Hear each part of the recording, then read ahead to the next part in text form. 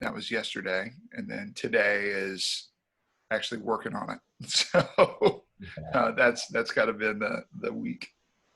Yeah, do you feel like you're back in kind of a rhythm now? I mean, you've gotten two or three straight top 20 finishes, 15th, 18th, 18th. That's got to be some momentum for you guys. Yeah, definitely. I think the only thing we got to work on now is me.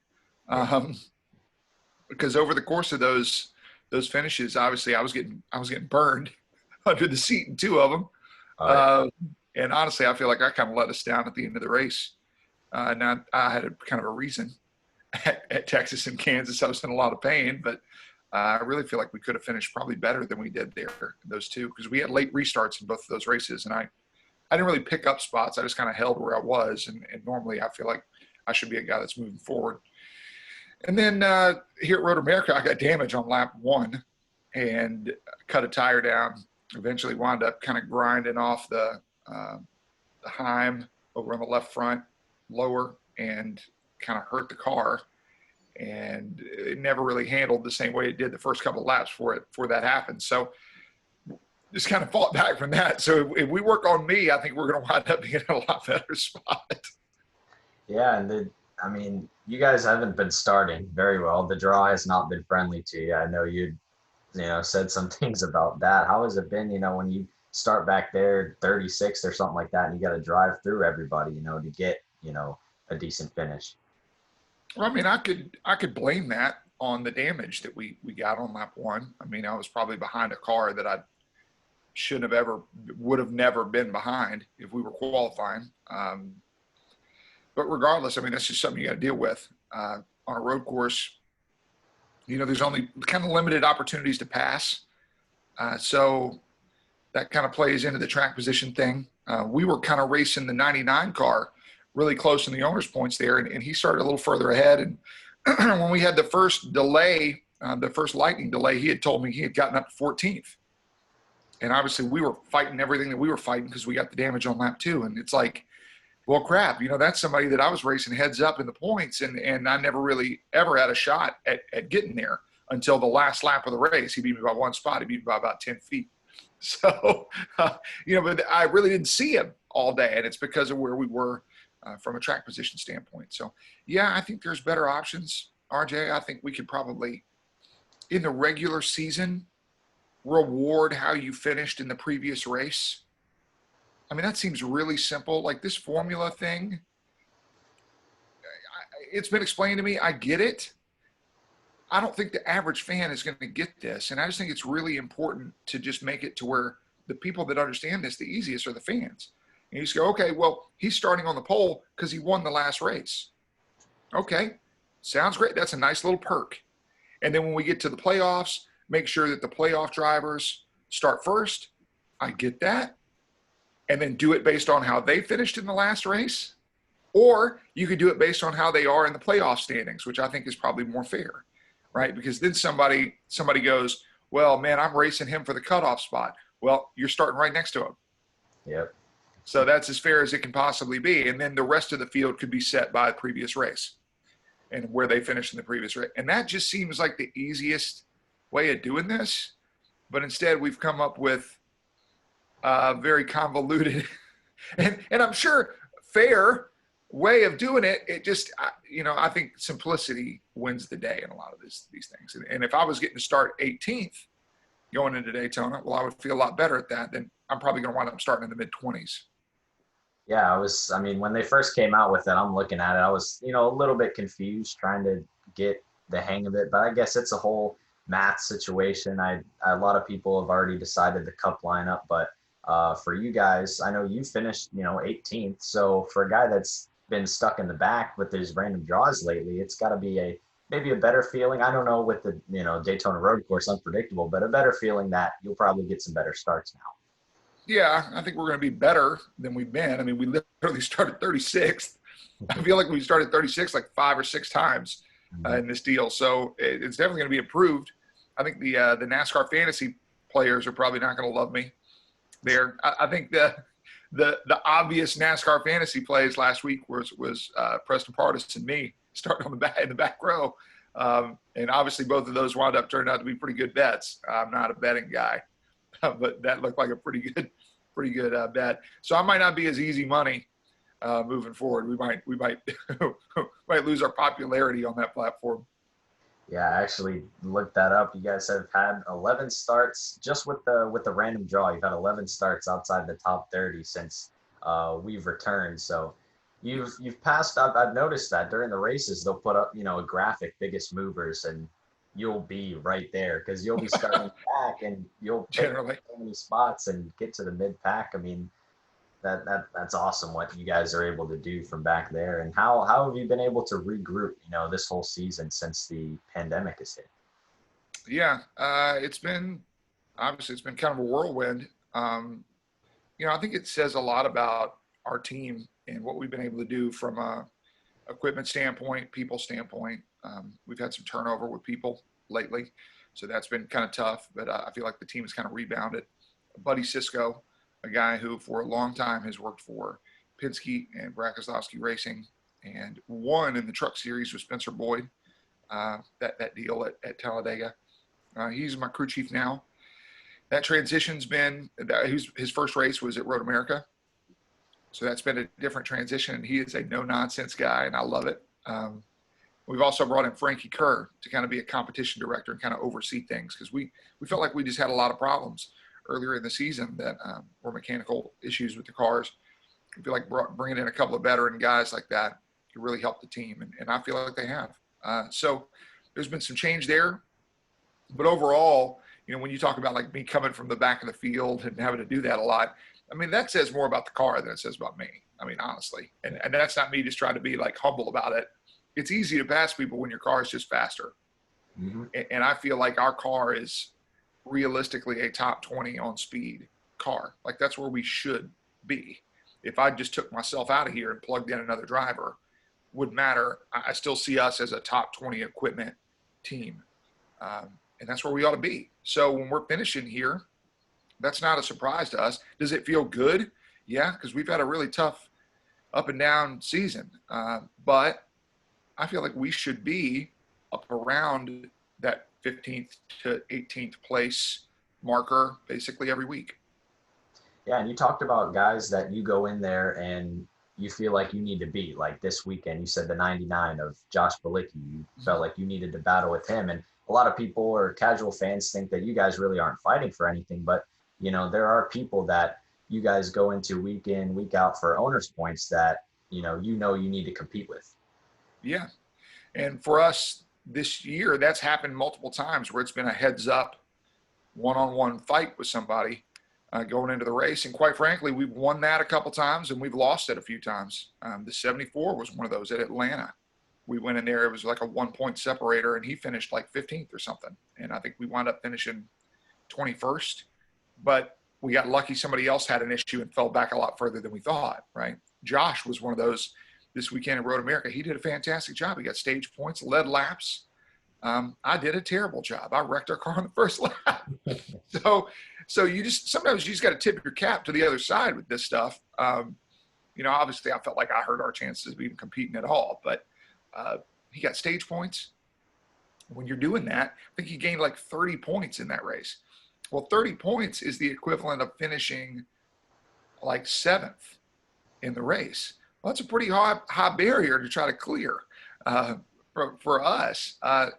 So he did a fantastic job. So all credit to him. But for us this week, it's going to be the 74 again. They had an engine failure last week at Road America, allowed us to stay in the top 30 in points, even though we didn't beat Josh straight up. We were close enough to the 74 that we gained enough points that we jumped them. So we're still the 30th team on the bubble for that owner's bonus, which is a big deal to us. That winds up making up about a third of our money for the year. So when we're missing that, that's a big deal.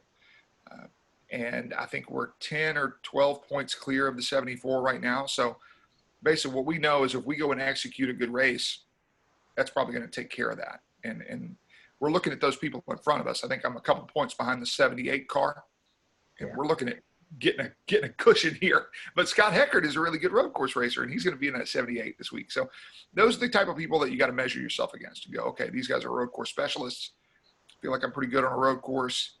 If I'm racing and competing with Balicki and Pardis and Heckert, and we're all kind of in equal equipment, Alex LeBay, I raced with him a little bit this past weekend. I go, okay, you know what? I'm not bad at this either.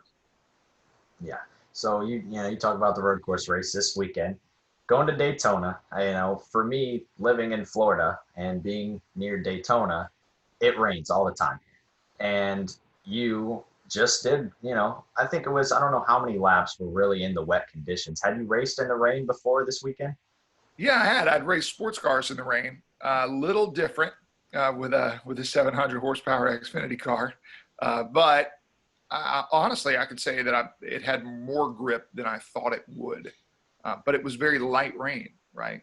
Mm-hmm. That wasn't heavy rain. That was pretty light rain. The track was wet, but it was not rain like at Watkins Glen last year or whatever it was. Like it wasn't that type of level. And I know Daytona, that can pop up like that out of nowhere. And I think right now it's 50-50 whether this is going to be a rain race or not. Yeah, as I just said that, it just started pouring outside of my Yeah. house. So it comes from anywhere. So I don't think the forecast is reliable, and it's also not reliable here. So Yeah. 50-50 chance. I mean, have you we're prepared, RJ. We're prepared for it being a mess. have you gotten time on the sim to practice on the track? Yeah, I have. It's very challenging. They are clearly corners that were not meant for our type of car. Yeah. I'll say that. In a sports car, I'm sure it is a blast. In a stock car, it is very hard. And you have some really tight first gear hairpin level corners. It's just tough to get the car rotated through there. And you're going to see that time and time again. Easy to overshoot it. Easy to not get the car slowed up in time. So it's going to be about eliminating mistakes and learning the track. And of course, all of us are going to say that, right? But when we get around a bunch of other people, you want to go faster than them. So it's just forcing yourself to treat this and race the track itself for the first 2/3 of this race, which is not what any fan wants to hear. But I mean, you got to take care of your car. You can't just go in there and beat your car up and potentially get yourself in a bad spot. Obviously, my car had damage last week at Road America, and I knew I wasn't going to be the fastest car at that point. I said, man, I kind of shot myself here. So the way that I was going to beat people was to just be consistent and not make mistakes. And I felt like I did that kind of coming down the stretch in the last 10 laps when everybody was getting really racy, and I wound up with a decent finish out of it. So you got to – sometimes the game plan changes. This is an example of that, where going into this, we know it's going to be hard. We know it's going to be challenging. Just learn the first little bit of this, kind of learn what it's going to take to go fast around here, learn where you're gaining time, losing time, and then maybe the back of the race, you're able to put it together. So is this a race where you're kind of glad that you kind of have a competition caution, 2 stages, able to kind of regroup and learn the track more? Yeah, definitely. It's going to help. And tire wear, not having any idea what that's going to be like. I mean, there's a lot of questions we have going into it. I think we have an ARCA race before us, and that's going to, whatever, it's rare that we're watching the ARCA race to try to learn something. But usually they're watching us. So, yeah, that we're going to definitely be watching that and just see kind of how the track looks and where are the trouble spots. But watching some sports car races, and believe it or not, I'm watching other people on iRacing a lot and trying to pick up some things that they're doing maybe better than me and just trying to learn the flow of the track. I can say this, if you went by the iRacing times at Road America for an Xfinity car, if you drove the Xfinity car like that, like you did in the sim, you would be off in the first turn. Oh, yeah. It's not – it was like, oh, it's really realistic. It is, except you cannot brake that late. You just can't do it. So I keep that in mind with the sim. Like, this is good, and I am learning this. Whatever this is, it's probably a little – I got to back it up a little bit for what it's actually going to be. Yeah, and this weekend, you guys have a ton of road ringers, more than usual, because nobody can run more than one series. So there are any guys that are kind of come along sports car racers that you've been able to talk to get, some tips about this weekend? Not that I've talked to. I've talked to Josh Balicki. I think he's run down there before. Uh, I think Brandon Brown even went down there and ran a Miata uh, just to try to run the track and get to know the track a little bit. Andy Lally, obviously, is the guy you got to look at and just go, wow, this guy is really impressive. And he's run the 24 hours down there a few times, but so is Cindric. And so has Allmendinger several times. So you got to look at some of those guys and say they're probably the favorites and the guys that you're going to probably learn from. And you get a chance to race around those guys a little bit, you'll probably learn something from them.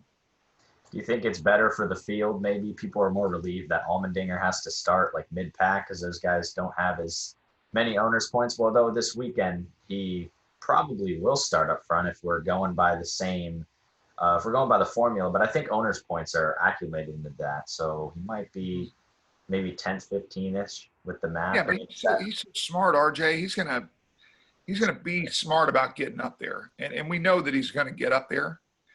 But I mean, I've started beside AJ, like at Indianapolis. I was right there with him at Indianapolis, and we were fighting handling issues, but watching him, he wasn't doing anything crazy. He didn't even fight. I think I passed him on the initial start of the race, and he didn't, whatever. I mean, of course he got right back by me, but it's like, he's not going to force anything. He's such a smart veteran driver. He'd be a good one to watch. So what do you think the goal is now for the rest of the season? You're approaching what, are the playoffs are for Xfinity Series, approaching the end of the year. What do you think the goals? Have it changed for your team? Our goals at the beginning of the year were to get into the top 20 of the driver points for me and potentially for the team. But we knew the team one would be a little tougher. Yeah. And really, it's turned out that both of them have been incredibly tough. Obviously, we've done that a lot to ourselves. But I still think that's still a fringe goal. I'd like for the team to get in the top 25 of the owner points. I think we're only about 40 points out of that right now. So that's there. If we click off finishes, if we're finishing in the top 20 every week, if we're finishing races, we're going to do that. We're probably going to be able to accomplish what we want to accomplish. We're still talking about 15 races left in this season. That's a lot.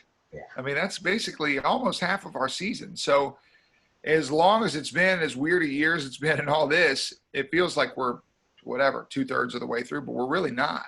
We still got so much left in front of us to race for. And that's going to be our goal, is just finish the race every week, get the most points we can get, no bad days, and just good days. And they don't have to be amazing days. I think those days are going to come. I mean, we got a couple of speedway races coming up. I'll look at those and go, hey, why not? Why can't we get a top 10 there? That'd be great. These road course races, I'm telling you, man, I'm going into this race this weekend. I know I've never been on the track. If we unload a car that was as good as that car was the first couple of laps, we're going to have a shot at it. I know we'd be just as good as that 36 car, just as good as Alex LeBay, just as good as the 99. And they had top 10 potential. And I know our car was just as good. So I'll look at these like chances. Bristol, we're going back there. We went from 36th to 13th in 50 laps at Bristol. We had a tremendous car there. So I'm looking at these going, man, we got some shots at some big finishes. And we post a couple of those, and it's going to change the points picture, and we're going to have a legitimate shot at our goals. Yeah, Bristol, you mentioned that. You guys were very fast that race, or at least, you were. That's another track that's, it is driver dependent more, the short tracks. And you drove up, I guess, would you start in 36th that race? And I know you got some TV time for driving up to 13th place, and then you ended up having a mechanical failure, right? Brakes. Sucks when you have no brakes at Bristol, I can tell you. That's not great, not a lot of fun. But the speed was there in the car, and that's the big thing, and that's what we've taken away. Our mile-and-a-half program has been really good this year, honestly. We have been top 20 speed clearly at the mile-and-a-halfs. When we've really hit it, we've been top 15 speed. We did that a few times at Vegas. There was one more that we just really knocked it out of the park. Charlotte, Same thing. Just when we really get it dialed in, we're right on the fringe of the 68, 51 cars, those playoff cars. We're right in the mix with them. And when we're a little bit off of that, we're still racing with Josh Williams like we did at Kentucky, racing for top 15s, racing for 16th, 17th. So we got a pretty good little program built here. We're going to get some reliability in these cars, and the driver is going to try to not wreck us on the first lap. And we're going to kind of see where we shake out. Yeah, when you're going into turn one, it's not just you taking things careful. You got to make sure the 6 drivers around you, don't wipe you out either. Somebody could just miss the breaking point and wipe out every car in front of them. So that's definitely the car in front of me at Road America was being just a little more careful than I thought. Let's say that he, in a turn where we would break at the 300 marker, he was breaking at about the 6, and it just caught me a little off guard. And had to try to go evasive and just wound up clipping them and kind of killed our race. So I thought I was being smart already, but I'm going to be smarter when we go to Daytona. Yeah, and they've added a few more races to the Xfinity schedule. Are you a guy that's excited about an extra race at Talladega later in the season?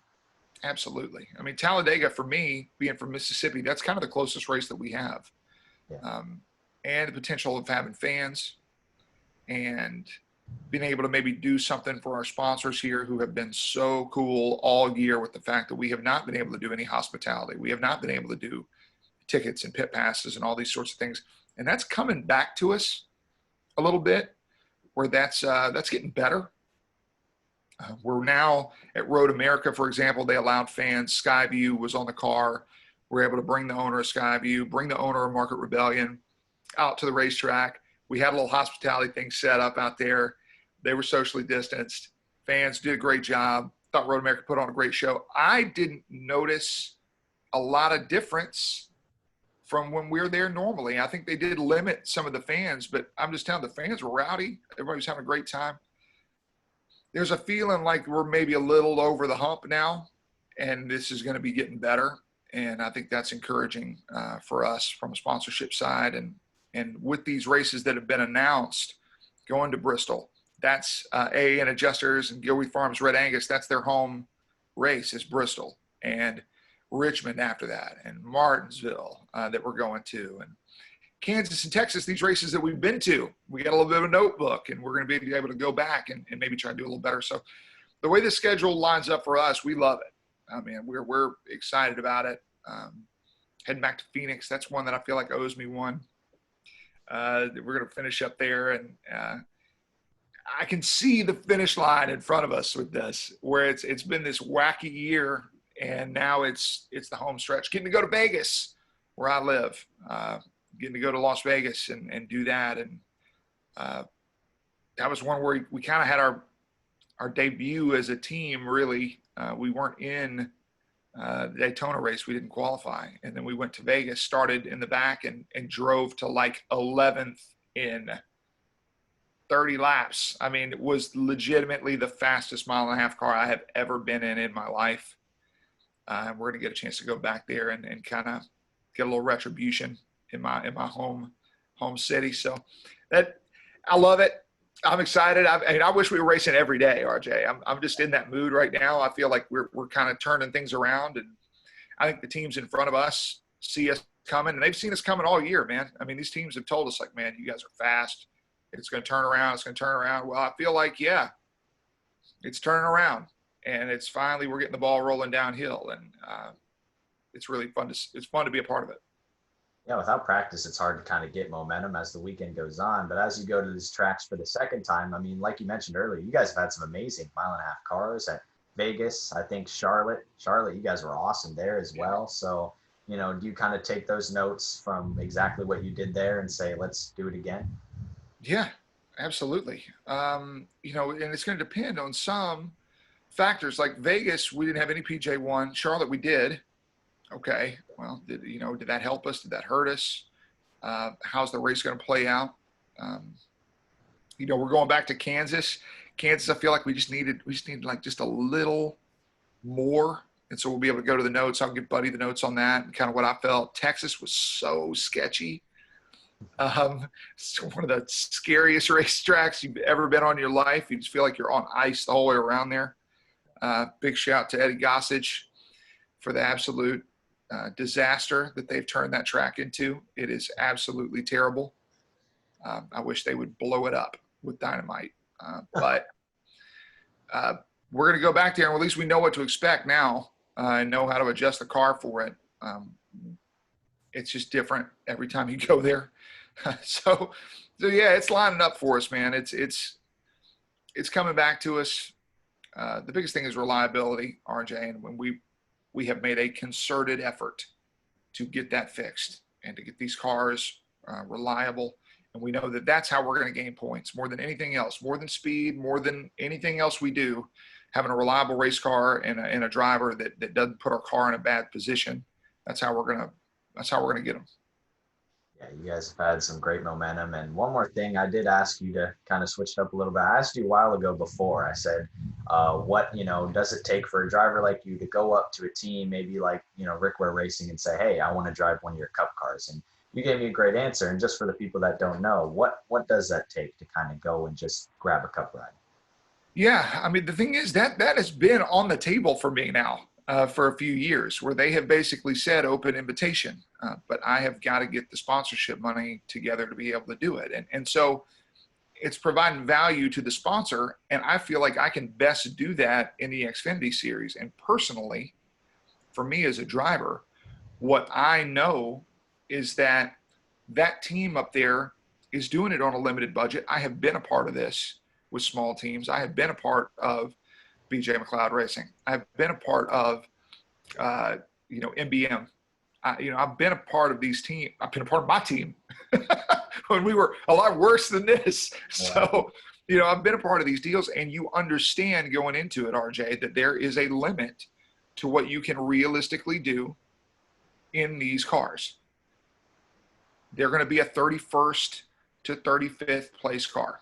That's what they're going to be in the Cup Series. And I look at that and go, for me at 33 years old, is there a benefit to that, right? I'm not going to get up there and turn Rick Ware Racing around. It's not happening. And on top of that, if I show up and let's say I crush it, let's say I did. Let's say I pulled a NASCAR heat move and just if I'm finishing in the top 20 with Rick Ware Racing, I don't think a team is signing me still because I'm 33. I'm not a prospect. I'm not the up and coming guy that's going to get the top level Cup Series ride. So it's not happening. So would it be beneficial to go run a Cup race at a place that I feel like I can make a difference? Road course, high tire wear place like Atlanta or something like that, where you get a sponsor that comes in and said, okay, look, man, we just want you to run a Cup race. We think it'd be cool. Great. Let's go run Sonoma. Let's go have fun with it. But it would be more like an event than something that I'm going to dedicate a bunch of resources to. It just, for me, it's not. If they pick up the phone, call me and say, hey, look, we need a replacement for this weekend. Will you do it? Yeah, I'm in. Sure, I'll do it.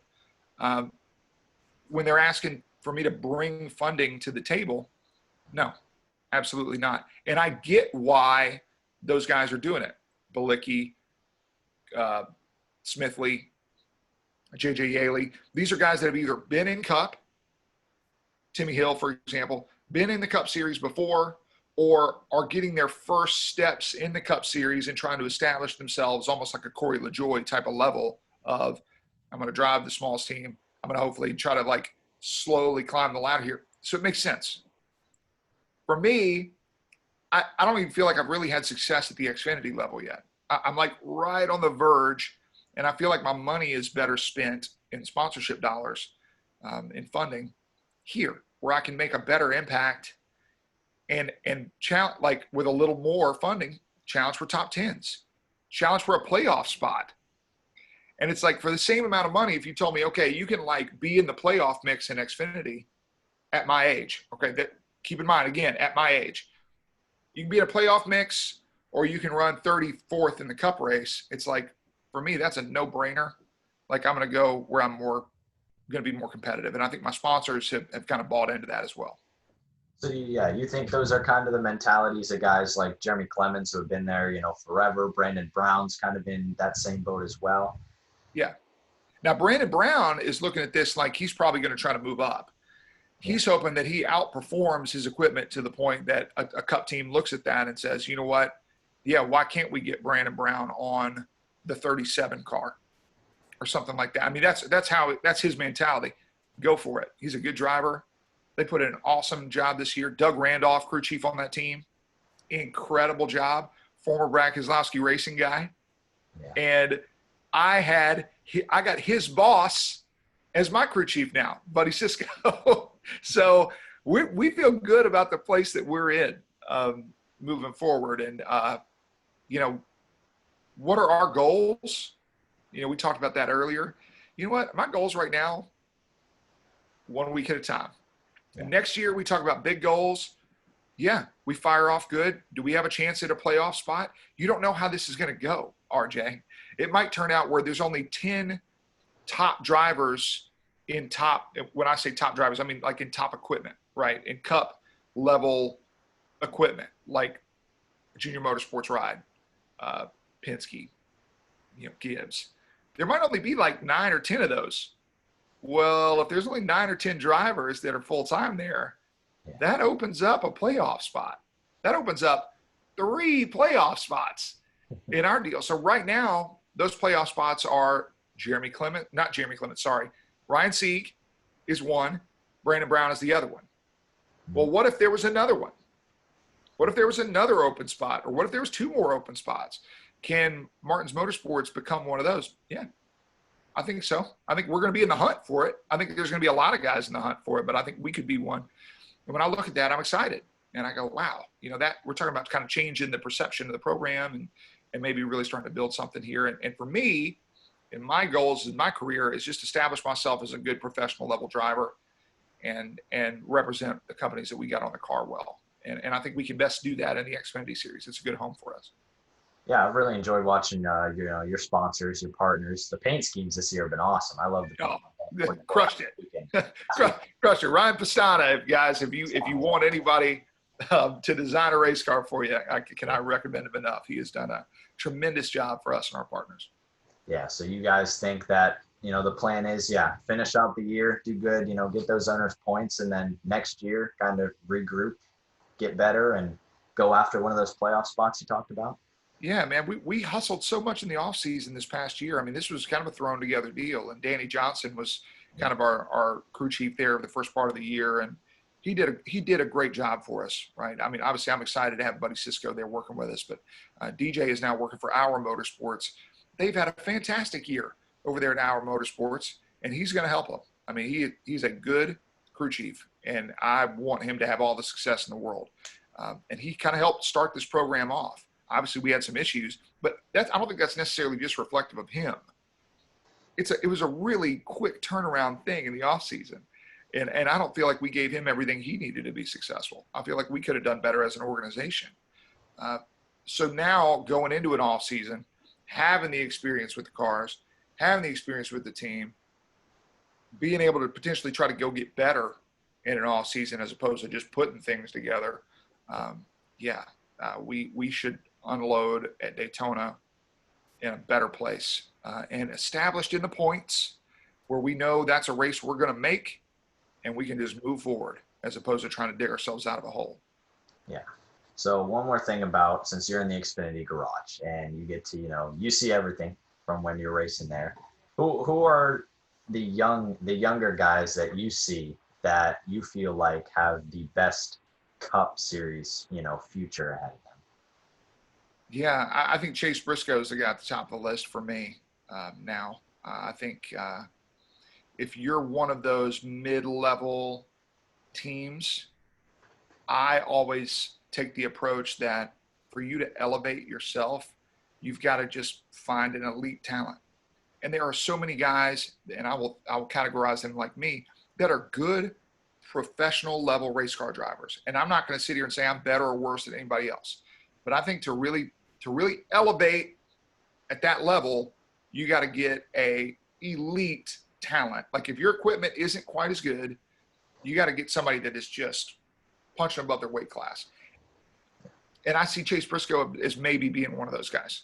I think he could be one of those guys to kind of change the outlook for a program. So I look at a team like Furniture Row Race, or not Furniture Row, but Front Row Motorsports. You know, I look at a team like JTG Daugherty. Yeah. You know, the way they're approaching this is, you know, we're giving some people opportunities. Like John Hearn Nemechek, they took a chance with him. I think everybody would say that, okay, probably not the best runs lately, but clearly showed that he can maybe elevate the team earlier in the year. Does he find a home there at one of those places? Like, I don't know, but I would be looking at that. I mean, that's where I would be looking, to maybe try to sign somebody that can elevate the program. I think Austin Cindric's done a great job this year. Fantastic job. So you've seen his development over the last few years. Obviously, our impression of him the first year he was in the series with this kid wrecks literally every week. I mean, this kid is a weapon. And he has now refined that to the point that he is really a good, aggressive, clean driver, really in control of his race car, and they're giving him a great car over there at Penske. So, I mean, he's done a fantastic job with it. Allgaier is somebody I always look at and go, why is this guy not in Cup?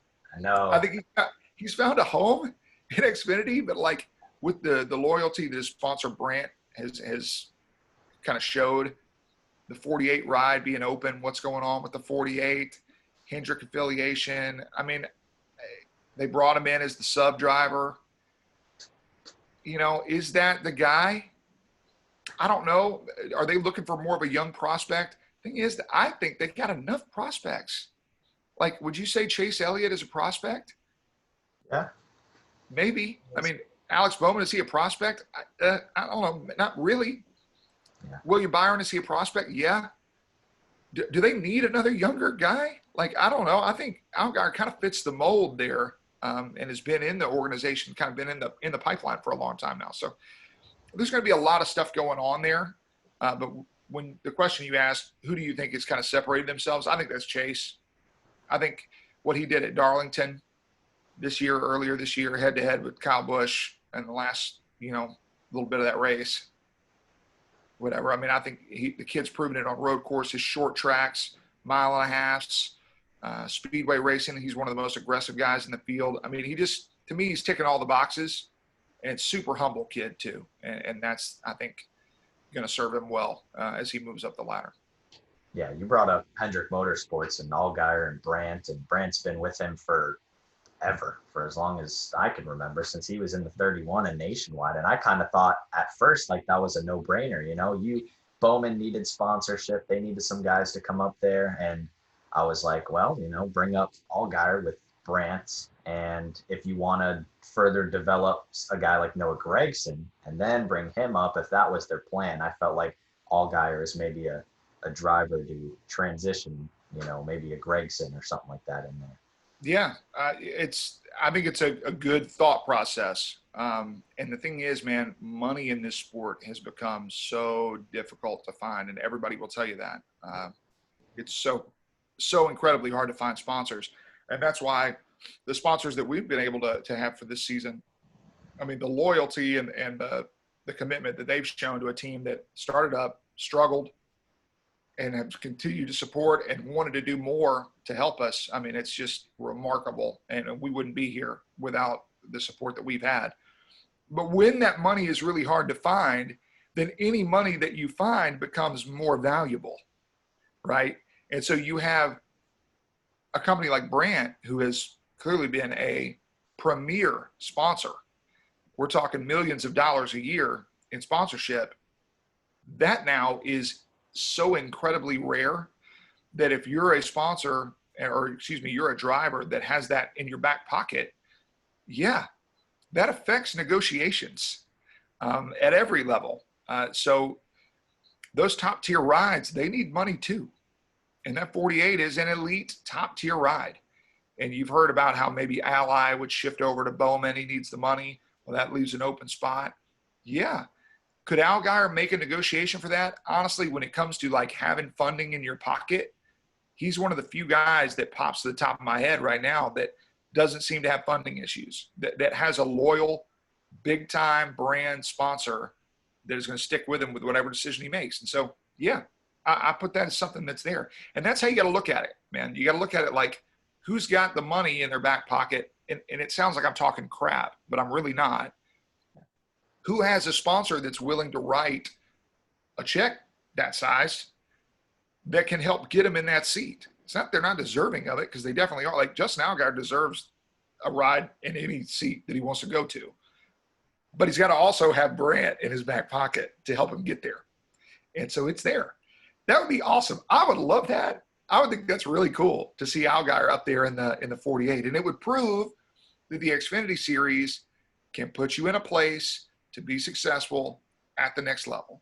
So my theory here is I want to be good in this series. I want Martins Motorsports to be a good Xfinity series team. I want Tommy Joe Martins to be a successful top 10 level Xfinity driver. And if I do that it doesn't matter the age. Like, it doesn't matter how old Justin Allgaier is.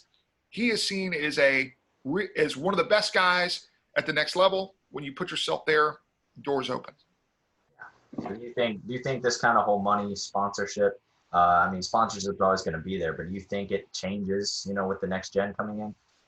I don't know. I don't know how it's going to change, RJ. And in a way, it might make it more valuable. Yeah.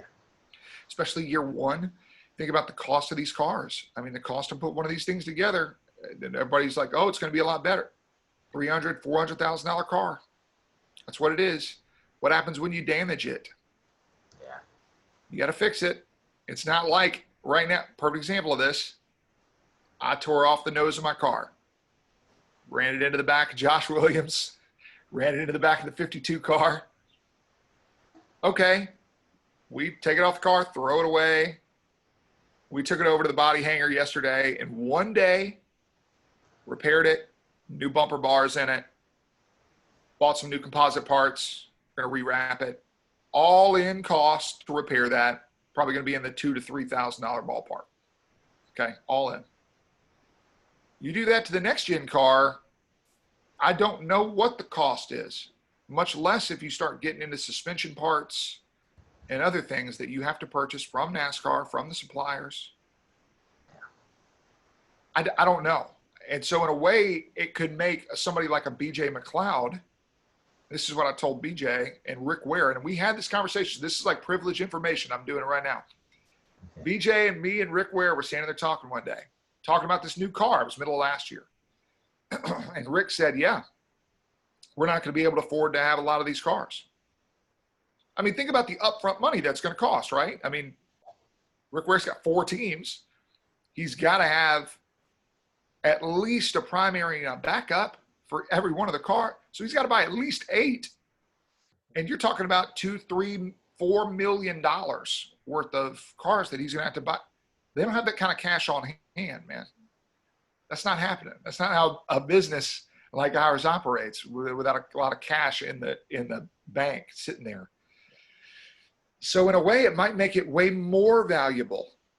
And that's where you see that stuff like the Quinn Houff deal, where everybody looks at that and points to like, this is funded drivers run amok, right? But if you're Starcom Racing and you're looking at this like, okay, here's a funded driver.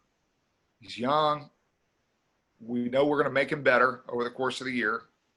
We know Landon is awesome, which Landon Castle is a guy that absolutely should be in a cup ride right now. I have no idea what's going on. It's just a terrible disgrace that he's not in one. If I broke my leg right now, there's one phone call that I would make, and that's to Landon to fill in for me, even though he'd probably make me look really bad. I know he'd do a great job. So, that's how we look at this. But in that situation, you're Starcom, right? You're going into this season. You know that this season really is a throwaway season for the business because all of your cars don't matter. You got to buy new ones. Transition year. And you got to come up with more money because you got to buy cars. And here's a funded driver. So that was the decision that nobody's talking about that. Nobody's mentioning that. And going, it wasn't just, oh, we took the money. It was, we need this money to better position ourselves for the future of the company. And we can either take it now or we can hope it comes at the end of the year. Yep. They took it. I don't blame them as a business for doing it. And when I talked to BJ and Rick Ware about this, they said somebody like BJ McLeod that has Cup experience, that is known for not wrecking cars, that is known for just doing what we got to do. Hey, you know what? We're going to run 30th here, and it's not that BJ's doing a bad job. He just doesn't ever try to outperform the car. Yeah. BJ just goes, this is what I got. I'm taking care of it. BJ's a business owner himself. He understands the value in that. And he treats other people's cars like they're his own. And so for Rick Ware, when he knows he doesn't have a funded driver, he calls BJ and he knows he's going to take care of the car for him. That might become more valuable during the next gen car. Somebody like me, somebody like BJ might be more valuable because you go, God, the cost to fix one of these, I can't take somebody that's got a $10,000 sponsor. It's not worth it. If they wreck the car, it's going to cost me $30 to fix it. So it might be better off me paying a driver like a Reed Sorensen to just come in here and just manage the race for me, and let's load it up and take it to the next one. So I don't know. I really don't know what to expect, RJ. There's so much that's going to potentially change. Yeah. So back to this weekend. Who you got in the car this weekend for a sponsor? AAN Adjusters back on the car going down to Daytona. So car's going to look very similar to how it looked at Indianapolis, and hopefully with a little better result with the axle not flying out of the back of it driving down the front stretch. Oh yeah. You guys had that issue at Indianapolis where the axle just flew off, you said? Yeah, not what you want. So hey, now AAN got a little TV time for it. As my sponsors always like to point out, they hate it when something bad happens to me, but they don't completely hate it. Yeah. But I said, man, we just got to get you on TV with me not breaking something. That's the goal moving forward. Yeah. So, man, thank you so much as always for coming on here. It's always great talking to you. And I'm trying to get to one of these Xfinity events. They're not allowing fans at most of them, any of them. They're I know. just doing Cup and nothing for Xfinity, and I get that. But I'm trying to see where I can go to a Xfinity event this year. Hopefully, I can. Yeah, definitely. We'd love to have you, man. Stay in touch, and thanks for having me on. Yeah. Thank you for coming on. Yeah, we'll keep in touch. All right, thanks, RJ. Have a great day.